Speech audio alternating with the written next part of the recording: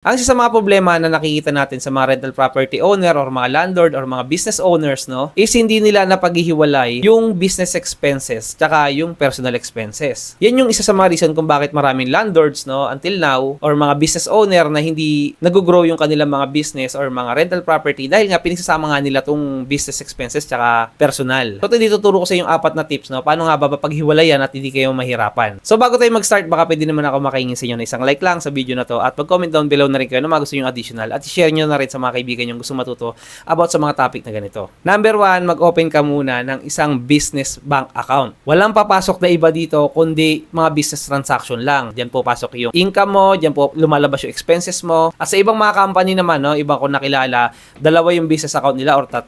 Yung iba doon, dito po pasok kunyari yung mga income at dito naman sa isang account na to, lumalabas yung expenses. So, it's up to you kung saan ka komportable sa ganun. Basta sa business account, walang personal, no, na transaction na manggagaling dyan. So, kung gusto mong bumili kunyari lang Starpy, dahil nauuwaw ka, kukunin mo yun sa personal expenses. Huwag mong gagalawin tong business account na to. Number 2, mag-open ka naman, no, ng personal savings account. So, sa pag-open ng isang personal savings account, dyan papasok at lalabas yung mga expenses mo as your personal expenses. So, kung kumita ka sa trabaho mo, dyan mo papasok. So, kung kailangan bumili ng gatas para sa anak mo, dyan mo kukunin. Pangatlo, kung maliit pa yung business mo, katulad sa akin, hindi naman malaki, hindi naman komplikado, magkaroon ka muna ng separate wallet. Isa doon yung business wallet mo at isa naman yung personal wallet mo. So, dadali mo to daily para kung sakasakaling may mga business expenses, kukunin mo sa kabilang wallet at kapag may mga personal expenses, gagamitin mo naman tong kabilang personal wallet na to. Number 4, pag kumikita na yung business mo or yung apartment mo, tapos na-deduct mo na kunwari expenses, na-deduct mo na yung taxes, miscellaneous, yung kikitain na net income, no? May net income na, hawak mo na, nakuha mo na yung net.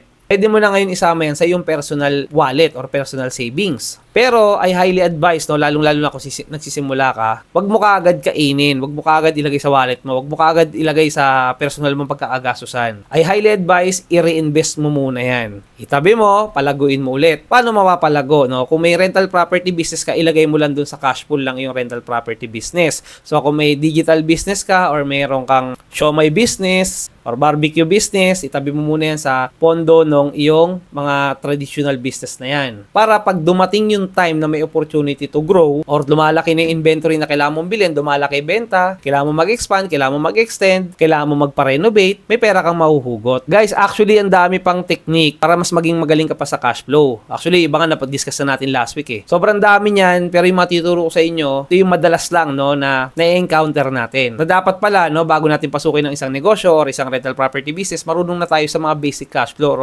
basic financial literacy. Para at least, pag dumating sa punto, no, na ikaw na yung nag-handle lang yung business cash flow, ma-apply mo yung mga good practices. Tapos kung sa tingin mo may mga bad practices sa ginagawa ko or sa mga ibang tao, matatanggal mo yun at lilit yung chance na malugi ka. If you learned something today, baka pwede naman kayo mag-subscribe sa channel natin para updated ka sa mga videos na katulad dito. Yun lang.